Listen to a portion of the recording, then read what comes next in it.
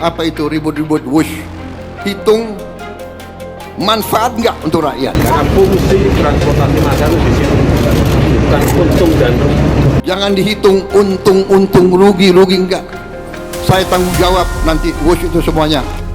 Proyek kereta cepat Jakarta-Bandung atau yang kini dikenal dengan nama WUSH menyimpan cerita panjang penuh kontroversi. Dari era Presiden Susilo Bambang Yudhoyono hingga akhirnya diresmikan oleh Presiden Joko Widodo, proyek ini menjadi simbol ambisi Indonesia mengejar modernisasi transportasi, sekaligus menjadi beban utang yang kini diwariskan ke era Presiden Prabowo Subianto. Rencana pembangunan kereta cepat pertama di Asia Tenggara ini sebenarnya sudah digagas sejak masa SBY. Namun baru pada pemerintahan Jokowi, proyek ini benar-benar dijalankan melalui konsorsium PT Kereta Cepat Indonesia Cina, KCIC, gabungan antara BUMN Indonesia dan China Railway International. Porsi kepemilikannya, 60% Indonesia melalui PT Pilar Sinergi BUMN Indonesia, gabungan KAI, Wika, Jasa Marga, dan PTPN, dan 40% dimiliki pihak Cina. Sayangnya sejak awal proyek ini tidak berjalan mulus. Masalah pembebasan lahan, keterlambatan pencairan dana dari Cina, dan perbedaan teknis membuat biaya pembangunan terus membengkak. Awalnya, Jepanglah yang menawarkan diri untuk membangun proyek ini lewat Japan International Cooperation Agency. Mereka menyiapkan skema pinjaman lunak dengan bunga hanya 0,1% per tahun dan masa tenggang 10 tahun. Namun Jepang menuntut adanya jaminan dari pemerintah Indonesia, hal yang saat itu ditolak oleh Jakarta. Cina datang dengan tawaran berbeda. Mereka menawarkan pinjaman 5,5 miliar dolar Amerika Serikat dengan bunga 2% per tahun selama 50 tahun.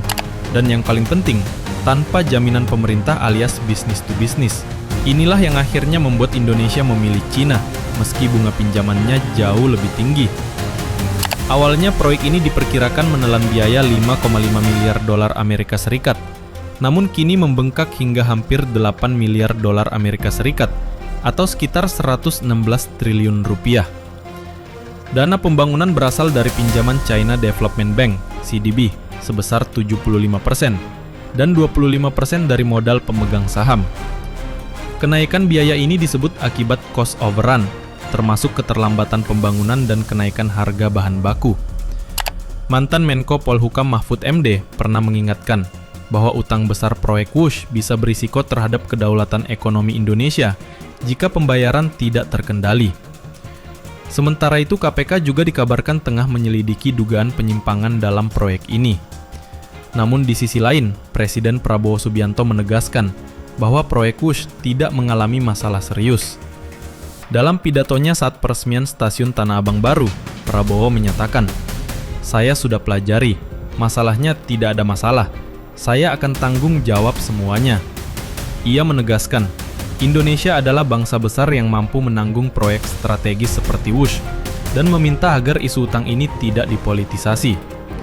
Meski demikian, Direktur Utama KAI Bobi Rashidin sempat menyebut proyek ini sebagai bom waktu, menyoroti besarnya tanggungan yang harus dibayar.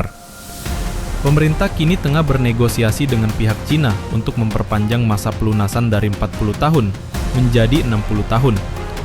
Namun bagi Prabowo, WUSH bukan sekedar proyek bisnis. Ia menyebut kereta cepat sebagai simbol kerjasama strategis Indonesia-Cina dan menegaskan kembali, transportasi publik tidak bisa dihitung untung rugi, tapi dari manfaat sosialnya bagi rakyat.